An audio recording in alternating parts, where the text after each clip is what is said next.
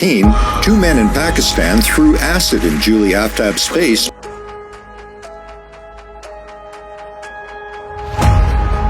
पाकिस्तान में एक acid attack सिर्फ कुछ सेकंडों में होता है, लेकिन उसके बाद जो ज़िंदगी शुरू होती है वो कभी कभी डिकेड्स तक चलती है।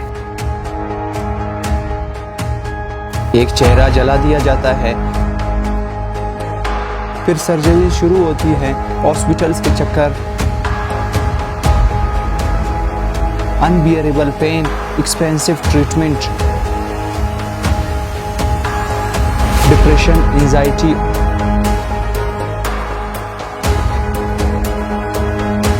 और सोसाइटी का वो सवाल जो अक्सर अटैकर से नहीं विक्टिम से पूछे जाते हैं। किसी सर्वाइवर्स ने मैरिज प्रपोज रिजेक्ट किया था, किसी ने एब्यूसिव रिलेशनशिप से निकलने की कोशिश की, किसी ने जिंदगी का डिसीजन खुद लेना चाहा, और कुछ केसेस में सिर्फ रिवेंज ने उनकी ज़िंदगी हमेशा के लिए बदल दी। Mobs threatened her and her family. All the friends turned against me and they set my house on fire. She has lived for the past 8 years.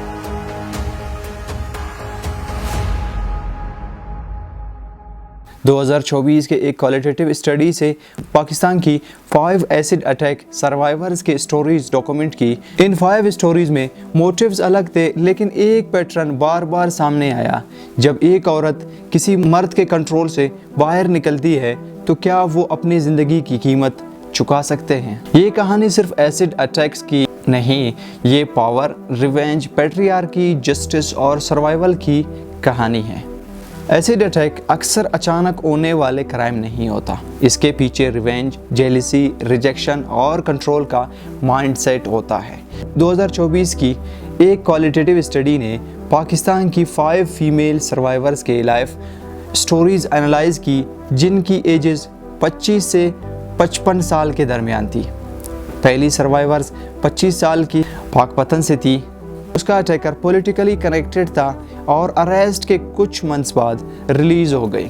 दूसरी 45 साल की अपने पहले हस्बैंड के अटैक का शिकार हुए क्योंकि उसने दूसरी शादी कर ली थी।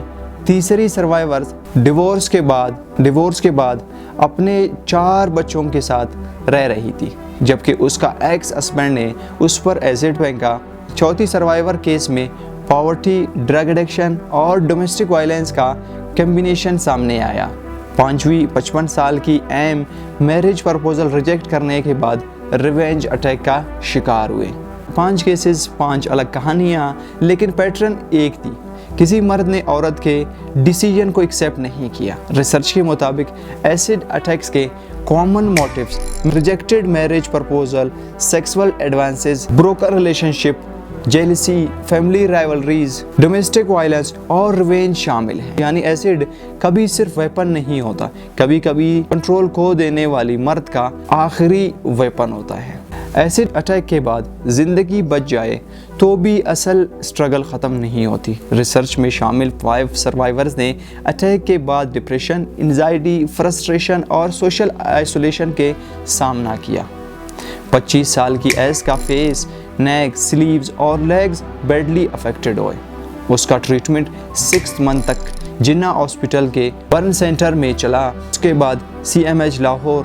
45 साल की पी को मल्टीपल सर्जरी से गुजरना पड़ा, जबकि तीसरी सर्वाइवर्स के फेस और ऊपर चेस्ट पर एसिड लगा और उसे मायो हॉस्पिटल में ट्रीटमेंट मिला। चौथी सर्वाइवर्स ने अपनी एक आंख खो दी। 5वीं सर्वाइवर्स का फेस और बैक पर सिर्फ इंजरीज हुई। फिजिकल वाउंड्स सिर्फ कहानी का एक हिस्सा थे। सर्वाइवर्स ने बताया कि जब उन्होंने मिरर में अपना चेहरा देखा तो वो खुद डर गए, लेकिन उन्हें घूरते थे। रिलेटिव्स और नेबर्स रूमर्स फैलाते थे। पब्लिक इवेंट्स में जाना मुश्किल हो चुका था। कुछ सर्वाइवर्स आइसोलेटेड और फ्रस्ट्रेटेड हो गए। यानी अटैक के बाद सर्वाइवर्स को सिर्फ अपनी पेन, अपनी सर्जरी का सामना नहीं करना पड़ता, उसे अपने बदले हुए चेहरे, सोसाइटी के बदले हुए रवैये और अपनी बदल चुकी ज़िंदगी के साथ दोबारा जीना सीखना पड़ता है। और ये रिकवरी कभी कभी एक सर्जरी से नहीं, सालों से होती है। और ये प्रॉब्लम सिर्फ पुरानी रिसर्च के कहानी नहीं। मैं खड़ा हूँ जहाँ एक खातून डॉक्टर पर तेजाब फेंका गया। कैसे मुमकिन है कि इतनी सख्त सिक्योरिटी में एक बंदा आता है और डॉक्टर पे तेजाब फेंक देता है? इसने मुझे इतना जोर से पकड़ाया कि मेरा बदन बस जल गया उस वजह से। 5 जून 2026 को कोयटा के सिविल हॉस्पिटल में ड्यूटी पर मौजूद post graduate doctor Manur Nasir पर एलिजिडली हॉस्पिटल के एक एम्प्लॉय ने एसिड अटैक किया। उन्हें सीरियस बर्न्स के बाद कराची एयर एम्बुलेंस के जरिए इलाज ट्रीटमेंट के लिए भेज दिया। बाद की मेडिकल रिपोर्ट्स के मुताबिक उनके जिस्म के तकरीबन 30% हिस्सा एसिड बर्न से अफेक्टेड हुए थे, जबकि उनकी आई साइट और वाइटल ऑर्गन सेफ हैं। अटैकर को पुलिस ने चेज करते हुए गोली मार दी। डॉक्टर्स ने स्ट्राइक की, लेकिन पुलिस ने स्ट्राइक ख़त्म करने के लिए डॉक्टर्स पर लाठीचार्ज की। इस केस ने एक और अनकंफर्टेबल क्वेश्चन उठाया। अगर एक डॉक्टर अपनी ड्यूटी के वक्त एक हॉस्पिटल के अंदर सेफ नहीं है तो आम औरत कहाँ सेफ है? पाकिस्तान में लॉ तो मौजूद है, लेकिन क्या सिस्टम विक्टिम्स को वाकई जस्टिस दे पाता है? एसिड अटैक के बाद सर्वाइवर्स को सिर्फ अपने ज़ख्मों से नहीं पूरी सिस्टम से लड़ना पड़ता है। 2024 की ये स्टडी बताती है पाकिस्तान में एसिड अटैक्स के ख़िलाफ़ लीगल रिफॉर्म्स 2011 में इंट्रोड्यूस किए गए। 14 साल इम्प्रिजमेंट तक की सज़ा और कम से कम 1 मिलियन रुपीस फ़ाइन का फ्रेमवर्क शामिल था। लेकिन केस 1 में अटैकर पॉलिटिकली कनेक्टेड होने के वजह से अरेस्ट के कुछ मंथ बाद रिलीज़ हो गए।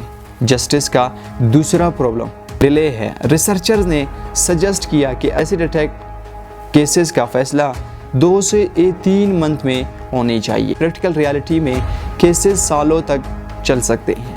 हेल्थ केयर सिस्टम भी एक मेजर चैलेंज है। स्टडी के मुताबिक लाहौर में सिर्फ एक स्पेशलाइज्ड बर्न यूनिट का जिक्र किया गया है, जबकि कोयटा का जो सर्वाइवर था यहाँ पे ट्रीटमेंट ना होने की वजह से कराची भेज दिया गया, जबकि सर्वाइवर्स को मल्टीपल हॉस्पिटल सर्जरीज़ की ज़रूरत पड़ी। ट्रीटमेंट इतना एक्सपेंसिव और पेनफुल था कि फैमिलीज़ इनिशियल एक्सपेंसेस अफोर्ड नहीं कर सकते। यहाँ डेपिलेक्स स्माइल अगेन फाउंडेशन का रोल सामने आता है। 2016 के DSF एनुअल रिपोर्ट के मुताबिक ऑर्गेनाइजेशन के पास 701 से ज़्यादा रजिस्टर्ड विक्टिम थे। इनमें 298 सर्वाइवर्स ट्रीटमेंट के डिफरेंट स्टेजेस से गुजर चुकी थी। लेकिन रिहेबिलिटेशन का मतलब सिर्फ सर्जरी नहीं। एक सर्वाइवर का ड्रीम अपनी असल चेहरा खोना था, क्योंकि जस्टिस तब कंप्लीट होती है सिर्फ जिंदा ना रहे, बल्कि अपनी ज़िंदगी दोबारा खुद जीने लगे।